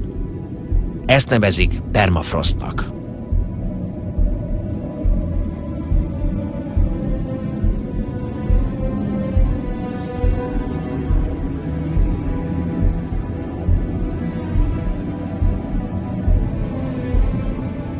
A felszín alatt egy klimatikus időzített bomba ketyeg, a metán. Egy a széndioxidnál 20-szor erősebb üvegházhatású gáz. Ha a permafrost felolvad, a kiszabaduló metán megállíthatatlanul felgyorsítaná az üvegházhatást, ennek következményeit pedig még megjósolni sem tudjuk. Szó szerint ismeretlen területen járnánk.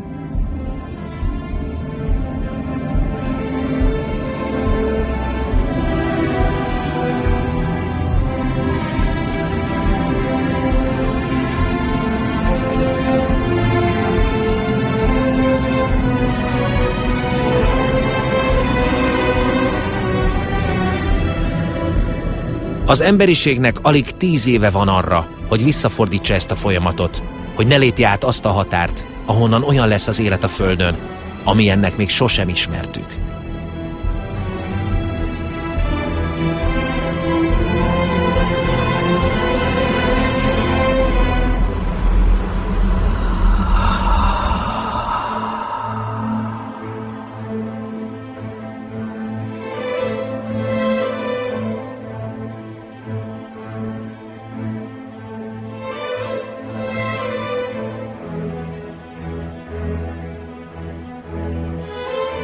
Olyan jelenségeket hoztunk létre, amelyeket nem tudunk irányítani.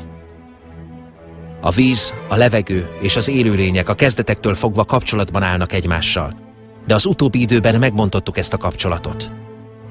Nézzünk szembe a tényekkel. Kénytelenek vagyunk elhinni, amit tudunk. Mindaz, amit most látunk, csak az ember viselkedésének tükörképe. Saját képünkre alakítottuk a Földet.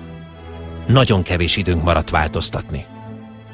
Hogyan viselhetné ez a század 9 milliárd ember terhét, ha nem vállaljuk a felelősséget azért, amit tettünk?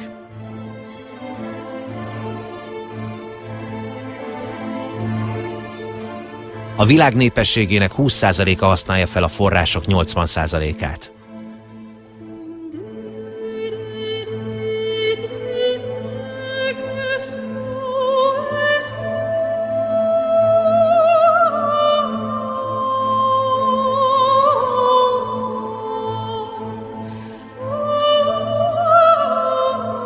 A világon 12-szer annyit költenek fegyverekre, mint a fejlődő országoknak nyújtott segélyre.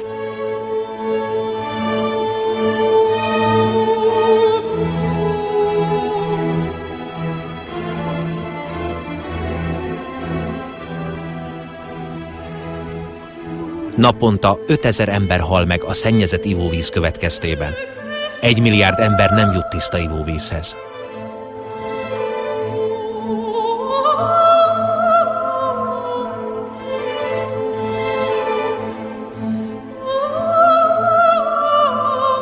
Majdnem 1 milliárd ember éhezik.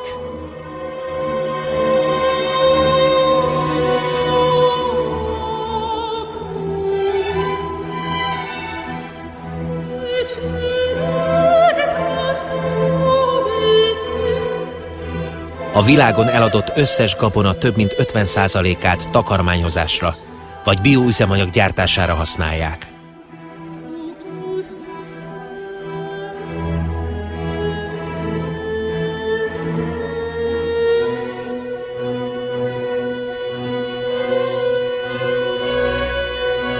A megművelhető földterület 40%-át hosszú távú károsodás érte.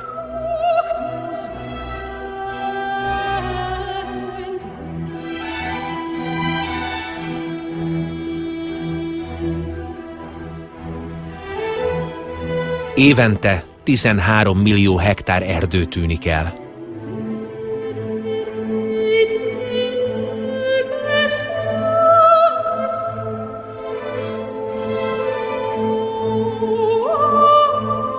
Négyből egy emlőst, 8-ból egy madarat, és 3-ból 1-2 éltűt kipusztulás fenyeget. A fajok a természetesnél 1000-szer gyorsabban pusztulnak.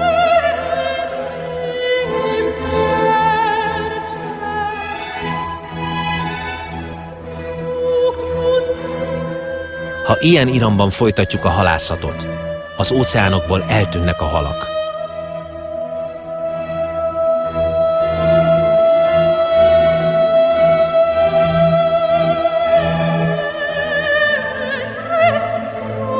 Az elmúlt 15 évben mérték a legmagasabb hőmérsékleteket.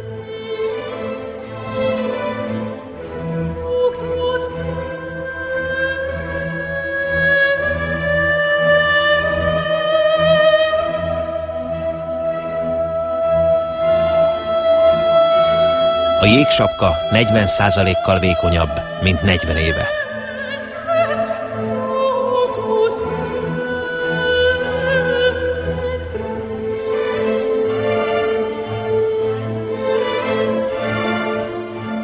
...2050-re legalább 200 millió ember kényszerül majd elhagyni hazáját a klímaváltozás miatt.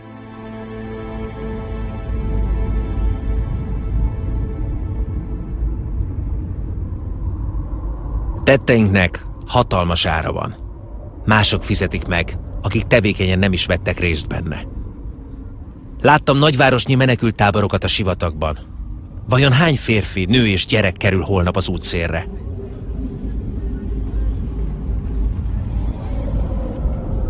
Muszáj mindig falakat építenünk, hogy megtörjük az emberi szolidaritás láncát, elválasszuk egymástól a népeket és védelmezzük egyesek boldogságát mások nyomorúságától.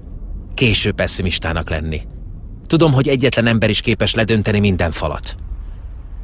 Késő pesszimistának lenni.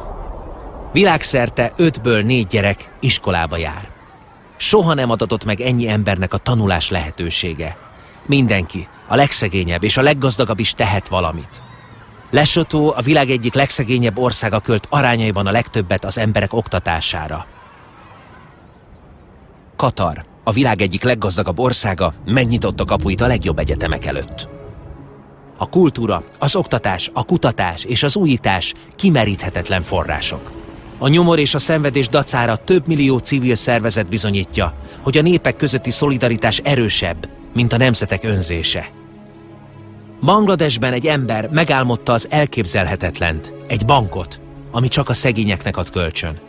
Alig 30 év alatt világszerte 150 millió ember életét változtatta meg. Az Antarktisz természeti erőforrásokban bővelkedő kontinens, amelyet egy ország sem követelhet magáénak. Természetvédelmi terület, amit a békének és a tudománynak szenteltünk. Egy 49 állam által aláírt szerződés értelmében ezen a kincsen az egész emberiség osztozik. Késő pesszimistának lenni. A kormányok lépéseket tettek, hogy a világ felségvizeinek majdnem 2%-át megóvják. Nem sok, de 2-szer annyi, mint 10 évvel ezelőtt. Az első nemzeti parkokat bő egy évszázada alapították. A kontinensnek 13%-át teszik ki. Olyan helyeket teremtenek, ahol az emberi tevékenység szinkronban van a fajok, a talaj és a tájak megőrzésével. Az ember és a természet közti harmónia kell, hogy legyen a szabály, nem pedig a kivétel. Az Amerikai Egyesült Államokban, New Yorkban felismerték, hogy mit tesz értünk a természet. Ezek az erdők és tavak biztosítják a városnak szükséges ivóvíz mennyiséget. Dél-Koreában letarolta az erdőket a háború. A Nemzeti Erdőtelepítési Programnak köszönhetően az ország 65%-át mára újra erdő borítja. A papír több mint 75%-át újra felhasználják. Costa Rica választott, hogy hadiparra költsön, vagy talajmegóvásra. Az országnak már nincs hadserege, inkább költenek az oktatásra, az ökoturizmusra és az őserdők megóvására.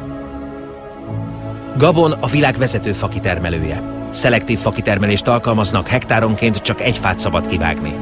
Az erdők jelentik az ország egyik legjelentősebb kincsét, de van idejük megújulni.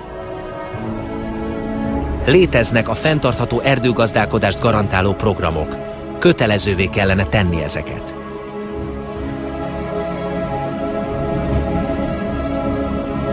A vevőknek és a termelőknek az igazságosság olyan lehetőség, amit meg kell ragadni. Ha a kereskedelem tisztességes, ha a vevő és az eladó is jól jár, mindenki boldogul és tisztességesen megél.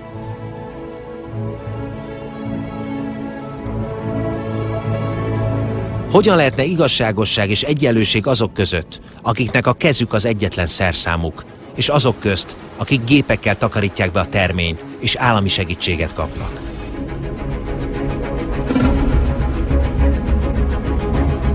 Legyünk felelős vásárlók, gondoljuk át, mit veszünk meg. Túl késő pesszimistának lenni. Láttam az emberi léptékű mezőgazdaságot. Ellátná az egész földet, ha a hústermelést nem vonná el az emberek szájától a falatot. Láttam a halászokat, akik odafigyelnek arra, hogy mit fognak ki, és szívükön viselik az óceán érdekeit.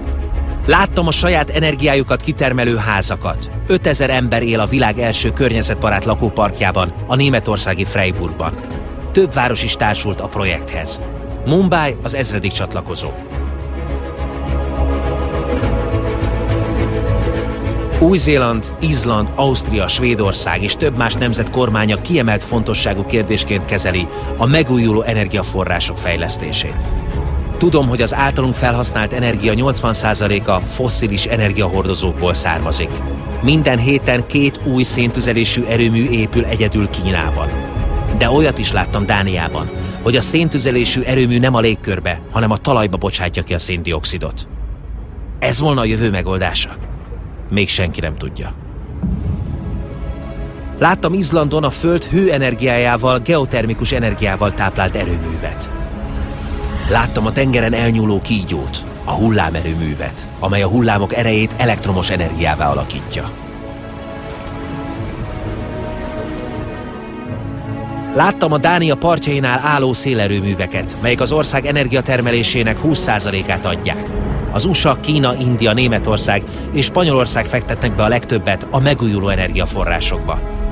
Már több mint 2,5 millió munkahelyet teremtettek. Van olyan hely a Földön, ahol sosem fúj a szél. Láttam napkollektor mezőket a sivatagban. A Földön minden összefügg, és a Föld a naptól függ, az eredeti energiaforrásától. Az emberek nem tudnák a növényeket utánozva begyűjteni a nap energiáját. A nap 90 perc alatt annyi energiát ad át a Földnek, amennyit az egész emberiség 1 év alatt fogyaszt el. Amíg a Föld létezik, a nap energiája kifogyhatatlan. Annyit kell tennünk, hogy nem fúrjuk tovább a Földet, hanem felnézünk az égre. Annyit kell tennünk, hogy megtanuljuk felhasználni a napot. Ezek a kísérletek csak példák, de az újfajta környezettudatosság példái. Egy új kaland iránymutatói az emberiség számára, amelynek alapja a mértékletesség, az értelem és a megosztása annak, amink van.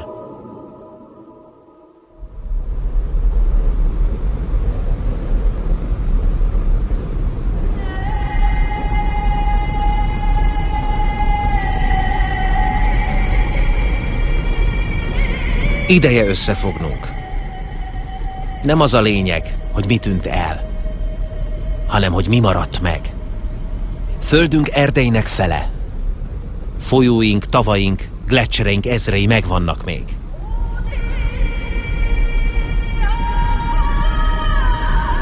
Mindnyájunkban ott a lehetőség a megoldásra, és a lehetőség a változtatásra. Mire várunk még?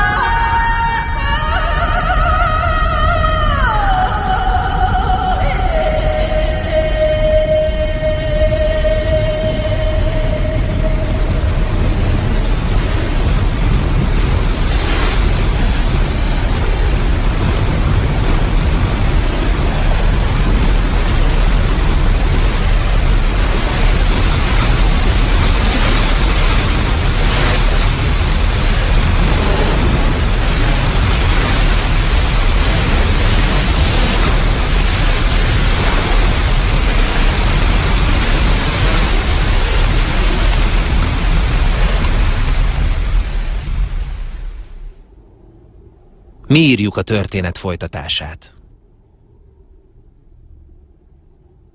együtt.